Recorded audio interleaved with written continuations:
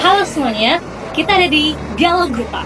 Sebelum kita memulai dialog, kita kenalan dulu nih sama siapa di sini. Aku Wawa, Wiwi. Oke, sebelumnya itu sebenarnya Dialog Grupa itu apa sih, Bu? Nah, jadi teman-teman, Dialog Grupa itu merupakan podcast nih yang diikuti anak-anak Sinulpa Angkatan 22 dari Marketing sama Branding. Nah, apa aja sih isi nanti di podcast tuh? Jadi, teman-teman nonton ya. Oke, nah yang namanya podcast pasti ada narasumber dong, ada seorang yang kita tanyai nih. Nah, narasumbernya siapa sih, Wak? Siapa ya? Penasaran gak nih? Kalau penasaran, check it out.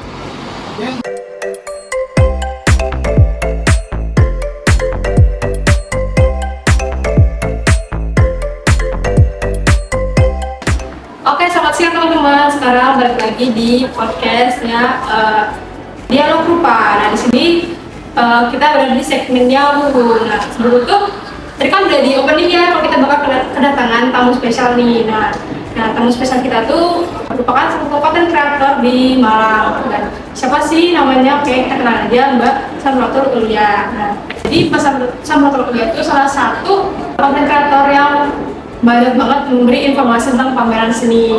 Nah, oke Mbak, ini aku boleh kenal dulu nggak Mbak nama Mbak? Sebelumnya aku boleh manggil Mbak Ulia atau Mbak Ayah? Ayah aja. Oh Ayah. Oke teman-teman, Mbak boleh perkenalan diri dulu, latar belakang Mbak yang sebagai content creator ataupun sebagai mahasiswa. Oke, teman-teman semua kenalin, aku Ayah, biasanya dengan Ayah aja gitu ya. Aku udah di Universitas Negeri Malang, fakultasnya sastra. Karena aku dari luar ya Mbak, bukan fakultas sastra ya. Kalau boleh tahu tuh sastra apa ya Mbak? Karena di UB sendiri itu juga banyak juga dari sastra Inggris, Prancis, maupun Indonesia. Oke, aku sebenarnya sastra Arab. Oh my god, paham. Jadi sebenarnya sastra Arab, cuma kalau di kita kan pasti punya beberapa minat gitu ya setiap hari. Memang aku minat di seni. Lalu kan aku sempat lihat konten Mbak kan Mbak, karena jujur aku penikmat konten Mbak juga nih, dimana Mbak sharing apa namanya, pergi ke sebuah pameran yang di Batu ataupun di luar Batu ataupun Malang gitu ya Mbak. Ada nggak sih Mbak salah satu momen di acara pameran itu yang benar sangat berkesan gitu? Kalau ini di Malang ya, di Malang atau bebas aja gitu. Aku mau bilang di Malang aja ya. Jadi kalau di Malang ini menurutku beberapa pameran itu udah cukup bagus ya, dari segi konsep, dari segi hospitality dan sebagainya.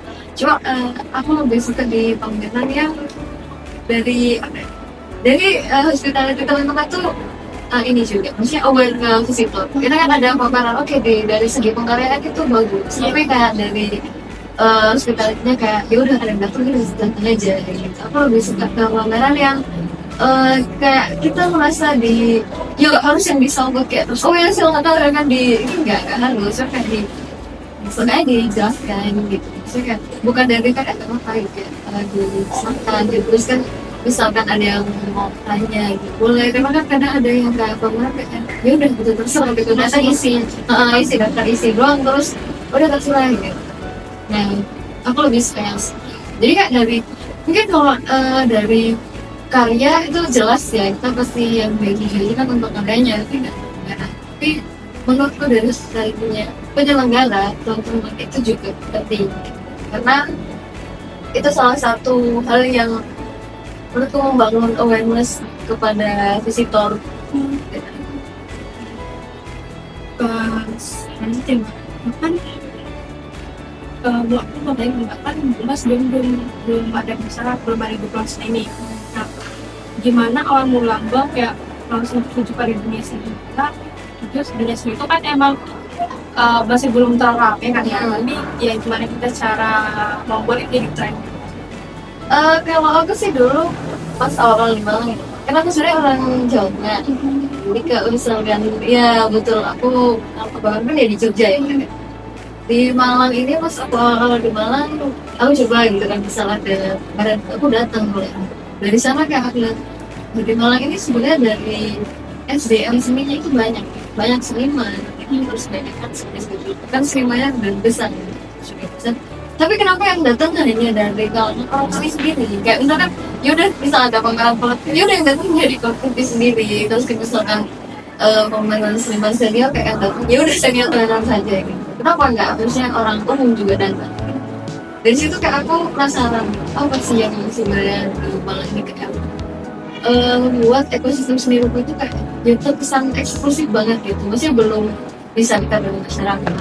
Terus itu aku coba maksudnya kenalan lah sama semuanya gitu, terus juga yang masuk gitu di kolektif gitu. Terus aku pikiran gitu, oh kayaknya di publikasinya gitu, menurutku karena awal dari sebuah branding atau sebuah ekosistem atau sebuah event itu dari publikasinya gitu. Semakin banyak publikasi itu akan semakin bantu nge-up gitu, semakin apa namanya orang-orang luar juga jadi tahu gitu. Aku dari situ kayak aku coba manfaatkan ya apa yang kita punya lah, karena kita kan pasti semua orang punya sosial media. Nah, dari hal itu dulu gitu, dari sosial media itu aku share kayak gitu-gitu. Siapa tahu ketika orang yang lihat, oh ternyata di Malang ada pameran gitu, ada kegiatan seni, jadi tertarik. Jujur kalau untuk aku sendiri mbak, aku juga agak dulu pertama banget itu masih zaman maba itu susah banget cari info pameran. Kalau nggak dari emang pameran dari UB ataupun yang dari jurusan itu jarang ketemu. Tapi aku sekarang tuh udah mulai bisa cari karena salah satu akun nih yaitu info pameran Malang. Itu membantu aku dan beberapa teman juga tahu tentang info pameran gitu. Nah kebetulan ya aku tahu kalau Mbak sama founder ininya ya info pameran. Bisa ceritain gambar sedikit gimana orang Mbak membuat konsep akun info pameran Malang dari segi komunitas seninya yang gimana apa? Oh, kalau awalnya itu sebenarnya aku bikin itu dari 2023 akhir. Dan cuma awal tahun kemarin tuh ada ya sedikit masalah ya di Instagram itu, terus yang suspend. Jadi harus bikin akun baru. Itu karena awalnya sebenarnya aku nggak niat untuk media, jadi lebih ke ya udah akun arsip aku di seni. Jadi kayak misalkan aku ke pameran atau kegiatan seni lainnya tuh aku pengen arsip gitu. Jadi kayak awalnya ya sebenarnya cuma kayak dokumentasi aja gitu, kayak pendek atau tapi beberapa hari setelah aku bikin akun itu aku dihubungin sama Mas Ulin, tahu Mas Ulin dosen binus. Beliau seniman juga, dia punya Malang FM. Ya beliau pengen coba ngobrol lah gitu, sharing gitu. Aku agak kaget juga gitu kan. Terus dari situ aku sebenarnya nggak ada niatan Mas buat ke situ ke dia gitu. Sama Mas Ulin di apa gitu, nanti pasti dari teman-teman mensupport kok, karena di Malang ini memang belum ada gitu yang khusus di apa sih, kalau mungkin kalau akun-akun publikasi kan udah banyak ya, kayak akun kita di Malang apa itu kan sudah banyak gitu, tapi yang memang khusus di seni itu belum ada gitu, belum ada. Jadi kayak oh ya udah deh kalau gitu. Nah dari situ dari Mas Ulin juga ini yang awalnya kayak merekomendasikan ke waktu itu teman-teman di Batu di galeri Mas itu ada pameran, jadi di media partner awal bisa ternyata apa feedback support dari teman-teman itu cukup banyak lah. Jadi dari situ kayak oh ya udah gitu, akhirnya aku berencana niatkan memang fokuskan di media sekalian gitu teman-teman di seni, khususnya seni rupa yang bisa mau ada kegiatan pameran atau kegiatan dari awal itu juga cukup membantu sih mbak, jadi media partner kita minta ngomongin kamera, jadi kita share gitu juga biar teman-teman audiens juga pada tahu kita ada kamera ini loh. Oke, selain itu dari akun itu juga aku ingin bertanya mbak, bapak kan juga ikut di komunitas publik Biana Jatim ya, udah kolaborasi. Boleh dijelasin juga mbak, mungkin kegiatan di komunitas itu seperti apa, lalu pengalaman mbak di sana? Kalau di Binar Jatim, jadi sebenarnya aku baru sedikit ya. Binar itu suatu program seni rupa. Sebenarnya dia itu program internasional, tapi adanya 2 tahun sekali. Jadi Binar itu mirip art manager seni kayak Arjo gitu. Cuma bedanya kalau Arjun itu kan memang fokus di pameran, di pameran lah. Kalau Biner ini gak cuma pameran, tapi memang kita main eventnya itu pameran. Kalau di Indonesia ini ada di Yayasan Biner Indonesia itu ada Jakarta Biner, Jogja Biner, sama Jatim. Nah, untuk aku di Jatim ini, dan di Jatim ini nanti kita main eventnya di Agustus, di bulan Agustus main venue-nya di Selatan di Gresik. Cuma untuk program-programnya kita sudah berjalan. Untuk akhir bulan ini kita ada program pameran dan itu sekalian di Gresik juga ya, di Gresik juga sampai 30 sampai 1 Juni. Jadi kita memang suatu wadah yang memfasilitasi misalkan dari teman-teman kolektif ataupun itu mau mengajukan program dan kita mensupport di situ. Jadi bukan hanya di pameran saja tapi program-program kesenian. Jadi untuk pre-eventnya tuh ya kita ada beberapa program gitu, dan ini yang sudah berjalan itu karena tahun ini kita mengangkat tentang pesisir. Jadi kita tuh pengennya bukan hanya ya udah pameran gitu, memamerkan karya gitu ya. Jadi kita mensupport di lingkungan juga, kayak misalkan kayak misal di lingkungan alam atau apa. Nah untuk tahun ini kita ngambil namanya pesisir. Kita pengen mengangkat gitu kehidupan sosial di pesisir itu seperti apa, tapi berkolaborasi dengan seni. Jadi menggabungkan isu sosial dan seni. Betul. Next ya Mbak, aku juga beberapa juga baca di CV itu kalau Mbak selain mengelola pameran, Mbak juga mengelola media sosialnya di PTN Kesehatan itu. Iya. Dan itu gimana Mbak menyesuaikan konten di akun tersebut supaya tetap menarik dan membuat karakter di akun. Kalau di Enceladus itu atau tendensi itu memang kita di fokus di branding konten kreator. Jadi lebih ke suatu wadah yang mewadai teman-teman konten kreator, mulai dari yang ingin belajar ataupun yang sudah biasa konten. Jadi brandingnya memang beda ya. Cuma kalau lo lebih ke, jadi kita lihat dulu brand ini pengennya seperti apa. Cek tampil audiens itu seperti apa. Kalau di pameran-pameran kan memang audiensnya sekiranya orang awam ini mudah gitu menangkap seni rupa itu seperti apa. Jadi kayak untuk visual tipis, tapi ketika di suatu brand misal BNC itu kan memang kita targetnya KOL ya, KOL brand seperti itu ya. Kiranya kita lihat aja gitu konten-konten misal kayak konten kreator dia lebih dilihat dulu target BNC. Ini lebih ke wadah untuk orang lima ini. Itu bisa juga, dan lebih kita mencarinya brand-brand gitu ya wadah untuk pekerjaan juga Itu yang pertanyaan tadi merupakan pertanyaan terakhir dari sesi Wong ini. Nah, jadi teman-teman di sini kalau ada ingin bertanya tentang gimana sih cara orang menjadi content creator, terus gimana cara ingin membuat pembangun personal branding dari tema ataupun konsep ini, mungkin bisa belajar nih dari Mbak Ayas gitu teman-teman. Walaupun kita nggak punya background seni nih, cuman kita bisa kalau emang ada minat apapun version kita terhadap seni. Oke, kita next ke section 2 yaitu sesinya Wiwi. Hai semua, nggak balik lagi dong. Hai semua, kita ada di segmennya Wiwi, oke? Kita bersama narasumber yang katanya dari kampus tetangga. betul. Dari UM ya Mbak ya? Oke, tadi kan sudah disambung oleh teman saya yaitu Wuwu terkait pengalaman ya Mbak.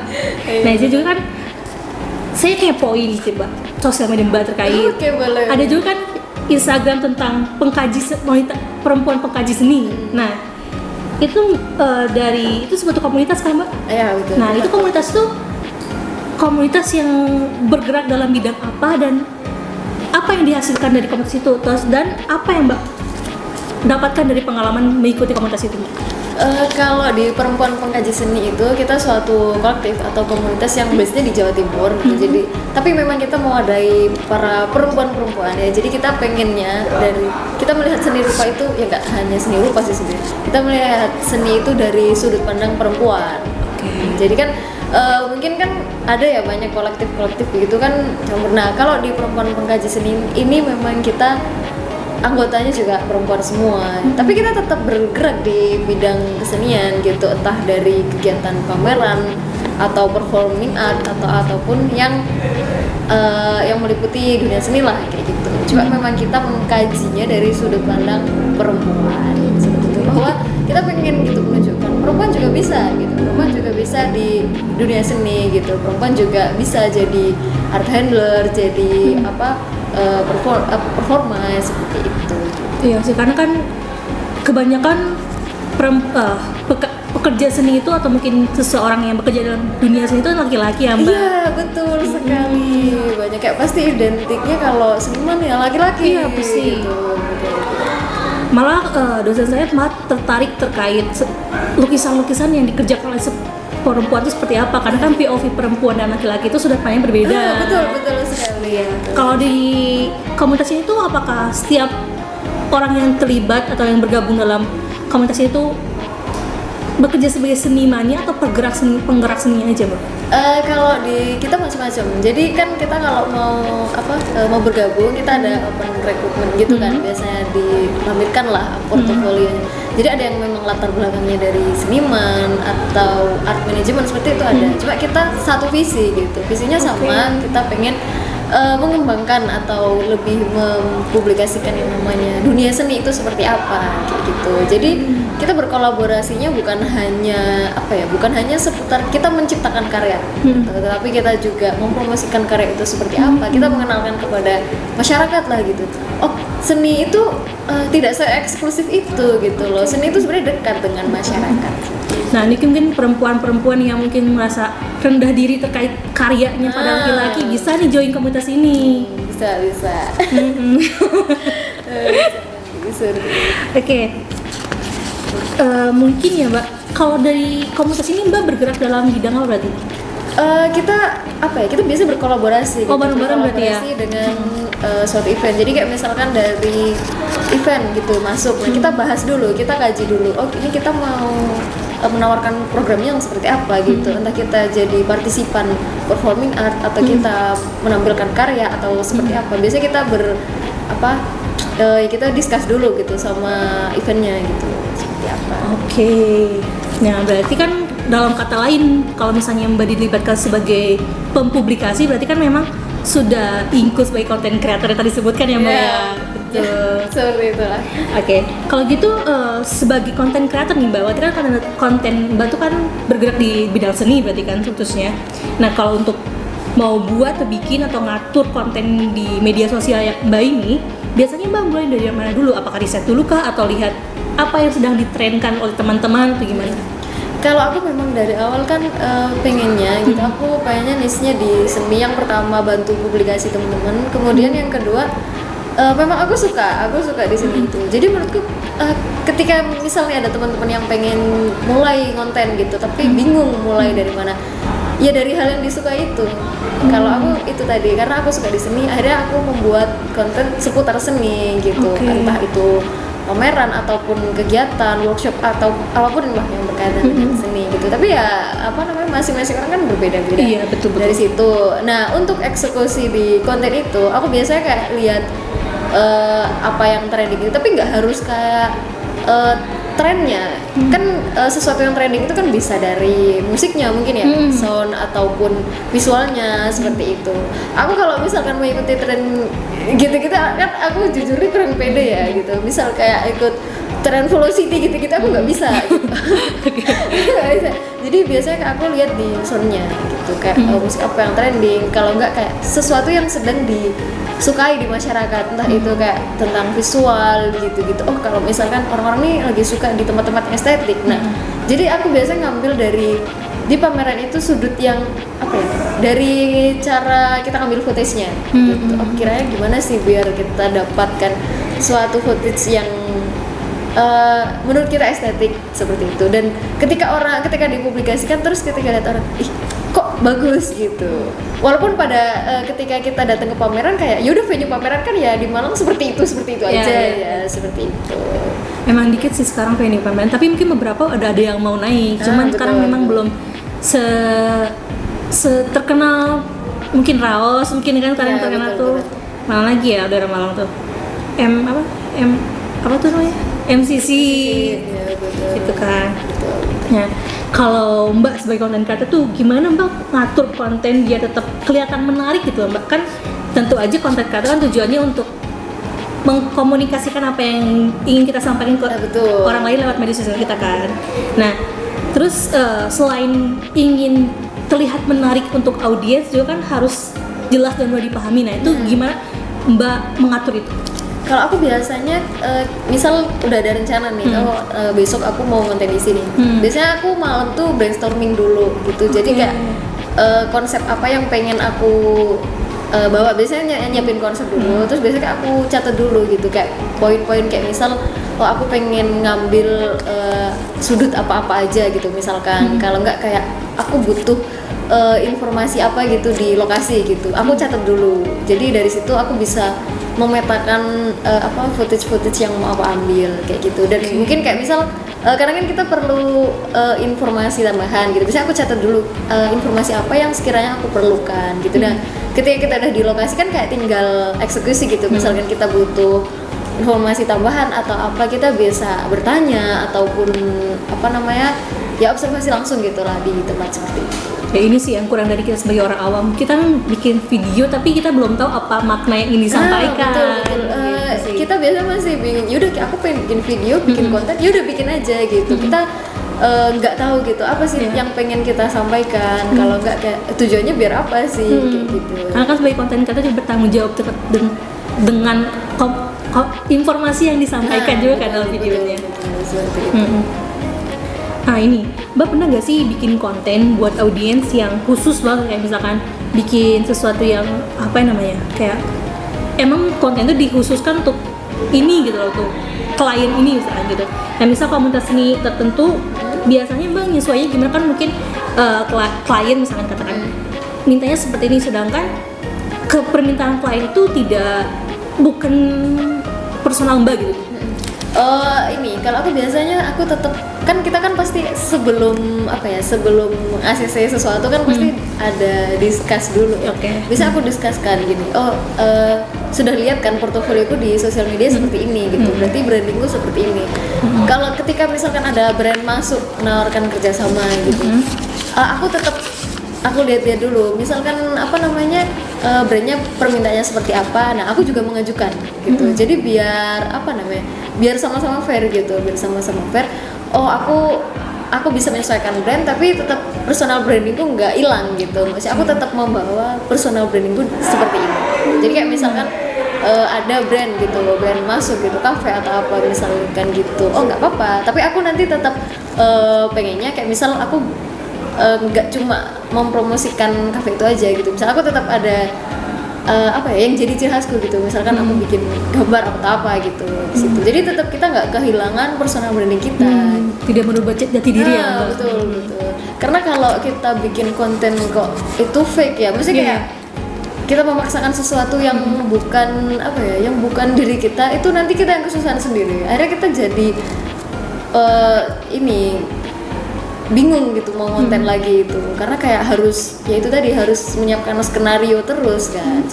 Kalau kita personal brandingnya misal Ayah itu seperti ini, yaudah nanti orang-orang pasti kan lihatnya seperti itu kan. Jadi kita nggak perlu fake gitu loh, nggak perlu harus misalkan selalu penampilan yang seperti ini gitu, kontennya harus selalu mengikuti brand, enggak bisa. Jadi kita punya idealis masing-masing gitu.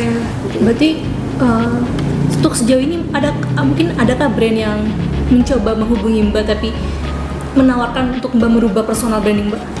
Ya pasti kan ada ya, pasti kan ada gitu kan suatu brand. Terus yang Mbak nolaknya gimana tuh? Kalau aku tetap gini, aku misalkan itu nggak bisa dinego lagi, aku nggak bakal ambil. Tapi ini balik lagi ya, semua konten kreator atau ya personal lah, semua orang itu kan pasti punya prinsip dan idealis masing-masing. Karena aku tetap berprinsip gini, oke gitu, kita nggak munafik ya, pasti kita bekerja sama itu kan mencari uang ya. Tapi tetap saja ketika kita melakukannya kok kita nggak enjoy atau kita nggak menguasai itu bakal jadi beban. Itu kalau prinsip aku. Jadi lebih baik misalkan memang nggak nemu titik terang, mending nggak diambil. Seperti itu. Karena aku nggak pengen merubah personal brandingku gitu. Kayak aku udah berprinsip gitu, aku punya prinsip sendiri gitu. Jadi ini karena ciri khasku di sini gitu. Jadi ketika aku merubah, aku bakal kehilangan ciri khas itu. Iya, setuju sih Mbak. Oke, karena itu kan berarti tidak mungkin Mbak selalu berkomunikasi dengan klien kan Mbak ya, diharuskan. Nah, waktu kerja sama dengan bareng klien atau tim lain, misalkan kalau dikatakan oleh tim lain kayaknya aku pernah baca tuh Mbak ikut Sabta Rupa ya. Iya. Nah itu mungkin kayak dikasuskan di Sabta Rupa misalkan. Nah, gimana Mbak menjaga agar komunikasi tetap lancar dan hasilnya sesuai dengan harapan? Belum lagi kan sebagai Sabta Rupa berarti kan Mbak sebagai panitia di sana kan Mbak. Nah bagaimana Mbak mengemban tanggung jawab itu sendiri?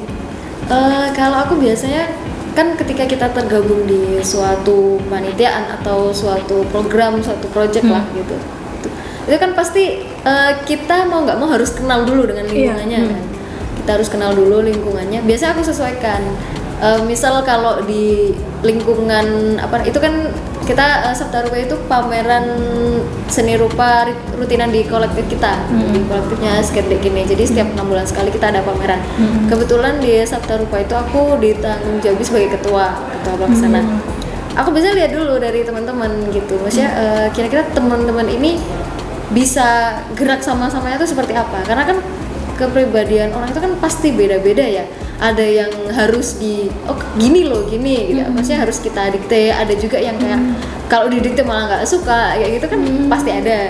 Biasanya kayak ya udah lihat dari teman-teman itu seperti apa gitu karakternya kayak gitu. Jadi semakin sering kita ngobrol, semakin sering kita berkomunikasi, kita akan tahu gitu loh kepribadiannya seperti apa. Parentingnya ya beda-beda ya Mbak? Ya betul. Setuju. Parenting ya. Iya betul. Awan kemarin juga beberapa kali kan aku diamanahi sebagai ketua pelaksana beberapa event pameran, beberapa event seni maksudnya. Kayak kemarin Art Ranger itu kan, nah itu kan ya tidak munafik kalau misalnya beberapa ada yang tidak sesuai dengan kendali kita. Betul, pasti ada. Iya kan. Nah kalau dari segi, berarti kan kita ngomong kepemimpinan nih Mbak. Nah kalau misalnya lihat dari anak-anaknya sendiri sebagai staff nih Mbak, itu bagaimana membuat mereka lurus dengan kepala Mbak gitu? Maksudnya dengan konsep Mbak kan bisa ada anak-anak yang melenceng ya Mbak ya? Iya betul. Kalau dari aku memang biasanya dari awal tuh pasti aku, karena aku nggak suka misalkan apa-apa itu kayak yaudah cuma dari kepala satu orang doang gitu kan. Aku dari awal memang mungkin menurut aku ketua itu bukan yang kayak yaudah apa-apa dari kita gitu. Maksudnya apa-apa menurut aku benar, apa-apa yaudah aku yang memutuskan gitu enggak. Kalau aku memang dari awal kayak oke, ini semua aku serahin ke teman-teman. Aku cuma bagian yang ngelit aja gitu. Maksudnya sebagai yang mengarahin teman-teman aja gitu. Tapi untuk keseluruhan dari konsep, dari layouting gitu, aku serahkan ke teman-teman gitu. Karena kan kita nggak munafik. Misalkan kita dikasih suatu amanah ya, misalkan kita jadi ketua, itu pun kan kita sebenarnya masih belajar juga kan ya. Betul, setuju. Pasti dari teman-teman yang lain tuh juga mungkin ada yang lebih lebih berpengalaman gitu lah kasarnya daripada kita. Nah makanya dari situ dari awal aku sudah sampaikan gitu, ini acara kita bareng-bareng bukan acaraku, jadi aku pengennya teman-teman terlibat semua gitu. Nah dari situ biasanya aku petakan gitu, oh anak ini kayaknya bisa cocoknya di display, anak ini cocoknya di publikasi, anak ini cocoknya di humas. Kan itu kan akhirnya kan terbentuklah suatu kepanitiaan itu. Nah untuk gimana sih biar bisa jalan bareng-bareng gitu. Semuanya aku serahkan ke teman-teman akhirnya. Jadi dari ini pengennya gimana, dari ini pengen gimana. Jadi nanti ketemu satu titik terang. Nah, mungkin emang untuk menyatukan pendapat itu kan yang susah. Biasanya aku tetap tekankannya di situ gini. Oh, oke, karena kita ini katanya negara yang menjunjung musyawarah dan mufakat ya. Gitu. Betul kan? Demokrasi ya. Ini yang sesuai permintaan terbanyak yang seperti apa gitu, yang mana gitu. Kita eksekusinya di situ. Jadi tetap dikembalikan ke teman-teman lagi. Nah kita hanya sebagai apa ya, mengarahkan gitu, memandu aja gitu. Kalau aku di situ sih biar sama-sama jalan. Oke, kalau aku pribadi sih lebih kepada event apa yang dijalani gitu, Pak. Kadang-kadang kalau misalnya eventnya itu memang tuntutan tugas atau tuntutan itu caranya parentingnya beda gitu. Iya betul. Terus disesuaikan. Kebanyakan sih untuk yang terakhir sih memang konsepnya seluruh dari aku, terus sisanya biar teman-teman yang mengeksekusi. Tapi bukan berarti pasif dalam mufakat, pasti selalu ada apa namanya, musyawarah, betul. Nah apalagi yang namanya event tuh pasti publikasi itu paling penting kan, Mbak. Betul. Apalagi kalau kita mau bikin info pameran gitu kan, harus ada apa namanya, info yang diinformasikan pada audiens untuk datang pada event kita gitu kan. Nah kalau menurut Mbak dalam segi ini tuh platform media sosial apa sih yang paling sering Mbak pakai gitu, entah itu sebagai content creator atau mungkin sebagai penggerak seni? Kalau aku memang apa ya, lebih memfokuskan ke sosial media gitu. Tapi aku nggak bilang bukan berarti media tulis atau media cetak itu nggak berpengaruh juga ya. Maksudnya karena di sini memang targetku kan orang yang awam, masyarakat awam tentang seni kan. Kenapa aku lebih memilih di media sosial untuk mengemas itu? Karena siapa sih zaman sekarang yang nggak punya media sosial gitu? Iya, Kayak even yang kayak Facebook lah gitu, misalkan nggak punya IG atau TikTok gitu misalnya. Tapi kan semua orang pasti punya media sosial. Media sosial ini jangkauannya lebih luas, yang pertama gitu. Kemudian yang kedua, orang-orang sekarang itu, audiens sekarang itu suka konten visual. Suka konten visual, jadi kayak lebih mudah ditangkap gitu. Iya betul. Pasti orang akan lebih mudah nangkap dalam bentuk reels daripada baca berita. Setuju banget. Ini bukan berarti media penulisan itu nggak bermanfaat juga ya. Maksudnya orang-orang sekarang lebih ya itu suka yang instan, yang simple. Jadi ketika dalam bentuk video kan langsung lihat, oh apa informasinya seperti ini gitu, oh bentuk pamerannya seperti ini gitu. Jadi kayak lebih mudah diterima dibandingkan dengan media tulis gitu. Karena kan orang harus baca dulu gitu kan. Kayak kan nggak mungkin ya media tulis itu banyak fotonya, kan nggak mungkin, kayak paling cuma 1-2 foto gitu. Lebih di literasinya, karena mungkin kalau orang yang awam dengan seni itu kayak butuh, aduh males gitu, harus baca dulu gitu. Ini seni apa, pameran apa Kadang sih? kesimpulannya mana nih? Kesimpulannya mana? Bener, kadang kayak cuma dilihat judulnya Iya, doang. bener. Pameran apa gitu, misalkan kayak cuma dilihat judulnya doang gitu, akhirnya kan nggak akan tahu gitu loh isi pameran itu seperti apa kayak gitu. Tapi karena memang konsumsi kita itu kan kebanyakan yang instan sendiri, nah makanya tanggung jawab dari informasi yang disediakan oleh konten kreator ini harus dibetulkan.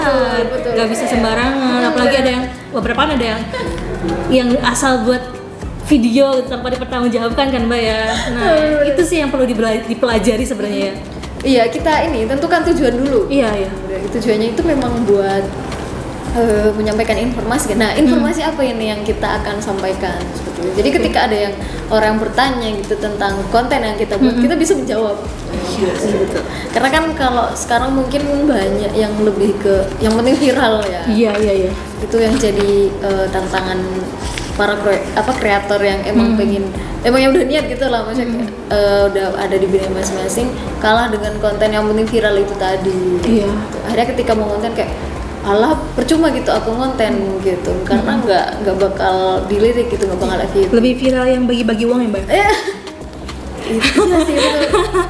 Iya benar, tapi benar sih. Kalau dulu mama uang, gitu kan? Iya benar, bagi-bagi uang, terus konten-konten receh-receh ya, seperti itu biasanya kayak lebih gampang sedih ya. Memang iya sih, itu cukup sedih sih, tapi ya karena itu tadi kan di luar kendali kita ya, memang realitanya seperti itu, jadi ya tinggal kita yang menyikapinya gitu, kita tetap mau konsisten atau enggak gitu. Tapi karena memang menurutku pun konten yang seperti itu kayak yang penting viral, yang receh itu nggak bakal bertahan lama gitu. Oh iya, naiknya instan, turunnya instan juga. Iya betul, jadi nggak apa-apa gitu bertahap, mulai dari dikit-dikit nggak apa-apa gitu, viewersnya 500, 200 nggak apa-apa, yang penting kita konsisten, karena menurutku dari situ juga akan terbentuk personal branding. Iya. Seperti itu. Oh itu yang kemarin ngelukis itu kan. Kalau tidak instan kan duh siapa nih? Gitu. Kasus apa nih yang Kasus bisa apa gitu? dia gitu. Gitu kan. Kasus apa gitu. Terus ntar misalkan dia bikin konten lagi kan dengan sesuatu yang berbeda mungkin orang nggak akan kenal udah. Gitu. Iya sih. Nah, kemarin kan ini gitu kok beda lagi. Kalau yang instan tuh yang terkenal tuh kasusnya, bukan orangnya. Biasanya Karena sampai kan gak ada branding dirinya di Iya, bener. sampaikan pada audiens. betul. Biasanya iya kejadiannya itu kayak yang aneh-aneh itu. Jadi Iya sih. lainnya. Oke, teman-teman, sampai ternyata udah di akhir pertanyaan segmennya Wiwi ternyata. Mungkin bisa dilanjut di segmennya Wawa ya. Boleh. Oke guys, dah. Oke, kita kembali di segmennya Wawa sekarang. Paling nggak jelas sih kalau yang satu ini. Oke, kita lanjutin. Tadi kan kita udah belajar banyak nih dari backgroundnya Mbak Aya sendiri tuh kayak gimana. Wah, keren-keren banget itu. Belajar bareng sih. Iya. Belajar bareng. Nah, ini sekarang nih ada pertanyaan lagi nih. Ini balik lagi ke personal branding. Nah, boleh. menurut Mbak itu seberapa penting sih personal branding itu buat orang yang aktif di kegiatan seni dan media sosial? Nah, terus Mbak sendiri tuh gimana sih caranya buat membangun citra diri itu dari segi mananya, dari gaya komunikasi, visual atau cara kerja buat yang di personal brandingnya buat Mbak sendiri? Kalau menurut aku apakah personal branding itu penting banget? Karena dari personal branding itu pertama gitu orang lihat kita itu seperti apa dari personal branding seperti itu, dari personal branding itu gitu. Kemudian yang kedua itu jadi jalan untuk ya balik lagi di dunia kerja ya. Jadi kadang kan pasti orang akan nge-hire kita atau suatu brand akan nge-hire kita itu kan lihat dari personal brandingnya gitu.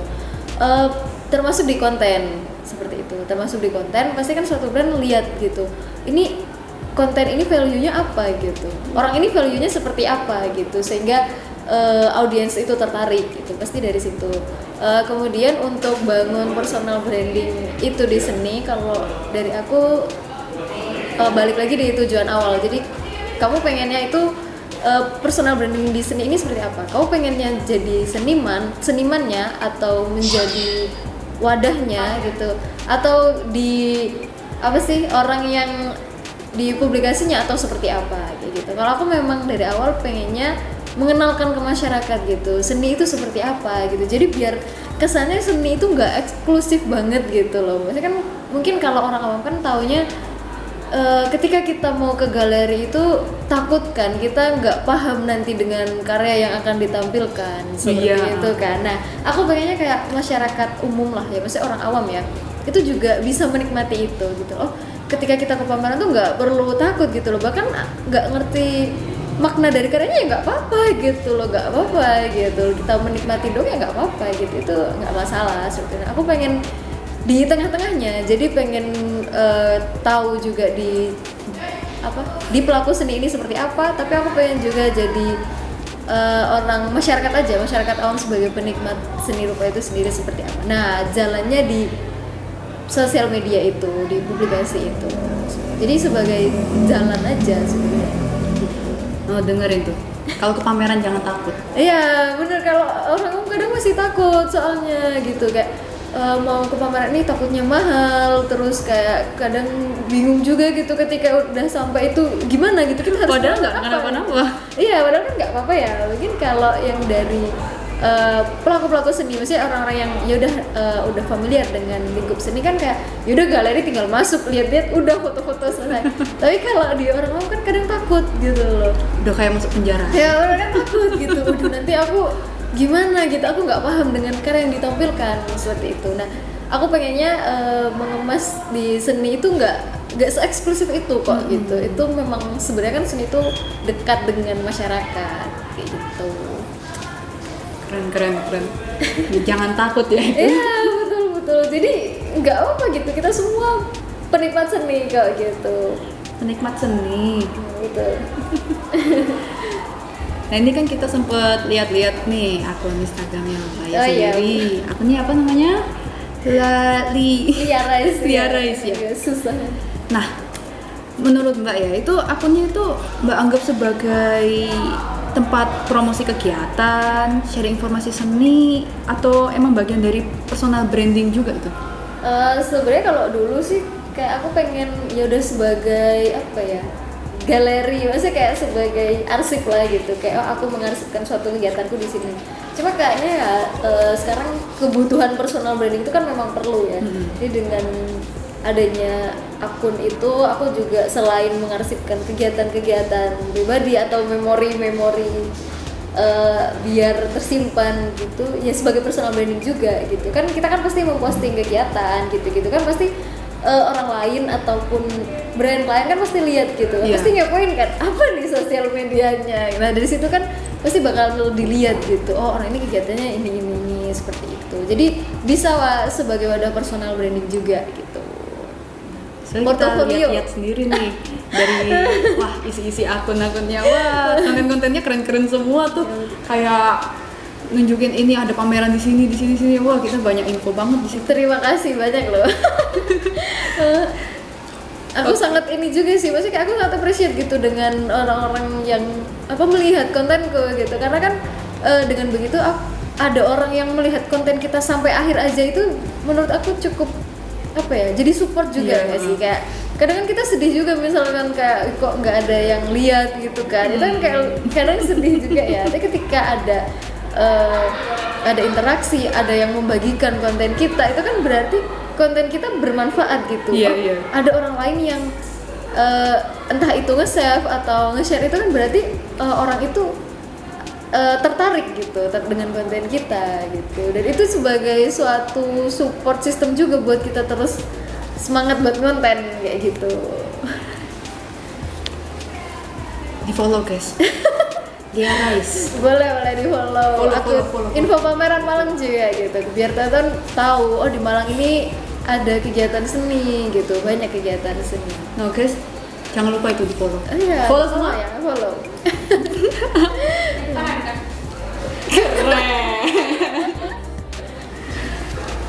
Oke, ini kita lanjut ya. Boleh. Gimana caranya Mbak itu buat jaga agar personal branding itu tetap konsisten di berbagai platform digital yang Mbak pakai kayak media-media sosial gitu? Itu gimana ya? Untuk konsisten itu biasanya kan kalau aku dari hal yang aku suka gitu, aku sukanya konten yang seperti apa. Nah biasa aku terapkan di situ karena aku suka di konten visual ya. Maksudnya kayak ya kan kita nggak munafik ya, lihat sesuatu itu kayak pasti ini tempatnya estetik gini, ini kontennya bagus nih gitu, maksudnya estetik gitu. Akhirnya aku biasa terapkan di situ kayak gitu. Gimana sih suatu konten itu biar sesuai dengan karakterku kayak gitu. Kayak aku suka di hal-hal yang estetik, ya udah aku terapkan di situ gitu. Jadi sebisa mungkin kontenku itu orang ngelihatnya tuh enak gitu kan. Kadang ada yang konten kreator memang ngambil shootnya dari atas atau kayak memang shootnya banyak movingnya gitu. Kalau di aku enggak gitu, aku pengen suatu konten yang dia itu tetap elegan tapi informasinya tuh gampang diterima. Dan ketika orang lihat itu, oh ini kontenku gitu, oh ini pasti kontennya Ayah kayak gitu, seperti itu. Jadi ada ciri khasnya ya? Betul, ada ciri khasnya, entah itu dari tone warnanya, entah itu dari cara ngambil angle-nya atau dari voice over-nya mungkin kayak gitu kan. Biasanya orang-orang jadi niteni gitu lah bahasa Jawa gitu, pasti nandain kan. Jadi harus belajar lagi nih soal personal branding. boleh saling belajar kok, kita saling sharing, itu menurutku udah jadi hal yang belajar juga. Iya. Wah, keren banget.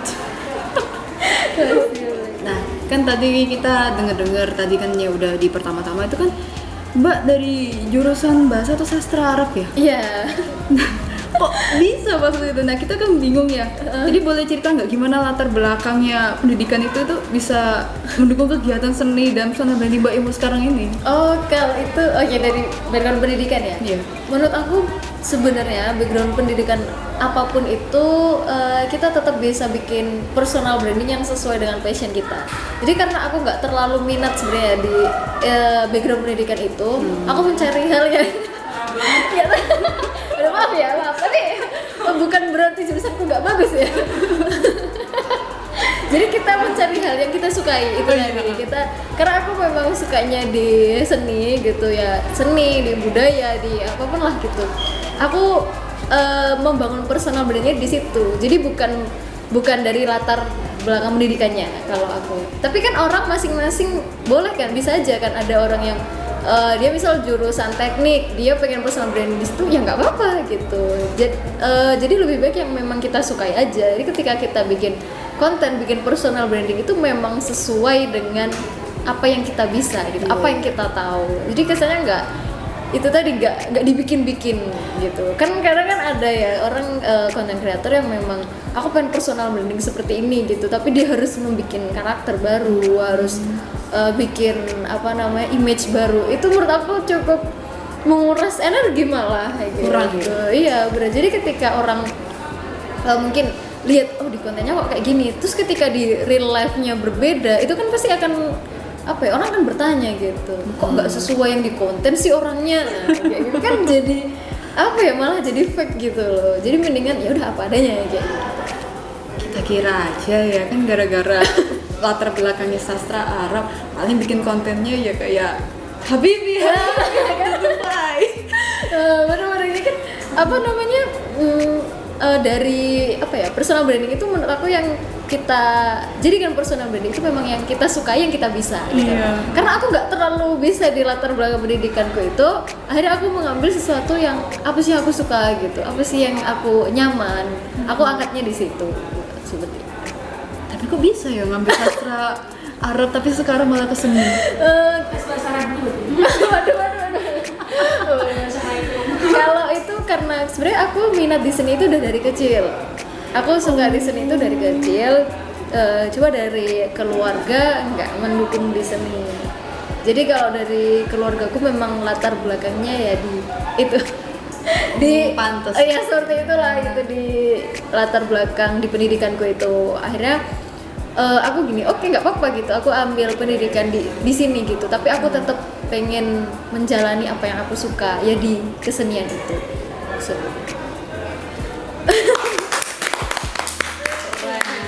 Jadi menurut aku nggak apa-apa gitu, misalkan teman-teman kayak background pendidikannya apapun lah, misal PGSD, bahasa Inggris, bahasa Jawa, teknik apapun gitu, tapi punya minat di bidang lain nggak apa-apa gitu loh, it's okay gitu loh. Yang mengikuti kata hati. Bener, lebih baik yang dijadikan personal branding yang sesuai dengan apa yang kita minati dan apa yang kita bisa aja gitu, nggak masalah background pendidikan apapun menurutku, selama kita tetap mau berprogres gitu. Jadi nggak terlalu berpengaruh ya. Benar, sebenarnya nggak terlalu berpengaruh juga kayak gitu. Yang penting kita tetap mau belajar, karena kan belajar bisa dari mana aja ya. Misalkan kita kenal dengan teman-teman dari kalangan seni, dari kolektif seni, itu kan pasti kita sharing kayak gitu. Nah itu belajar juga itu seperti itu. Kayak aku di sini nih juga belajar loh. Aku belajar dari teman-teman seni rupa di UB nih. Aku nih yang belajar dari kita. Bisa itu Belajar berbicara dari mana? Belajar administrasi di tata. Kan akhirnya kan jadi aku bisa belajar ini di sini, gitu. Aku bisa belajar ini dari si A, si B kayak gitu. Kita compare gitu akhirnya. Soalnya kan tadi lihat dari sastra Arab ya. Kurang lebih kan ada ya dari teman kita juga yang dari pondok juga masuk ke seni, kurang lebih lukisannya kayak gitu. Dia tetap mengangkat identitas bedanya ya kayak gitu. Enggak apa-apa, enggak masalah kan, sudah dari background pendidikan apa saja gitu. Jadi kita bisa masuk ke seni walaupun dari background pendidikannya beda-beda. Iya betul, karena itu tadi seni itu sebenarnya dekat dengan masyarakat, ya dekat dengan kehidupan sehari-hari kita lah.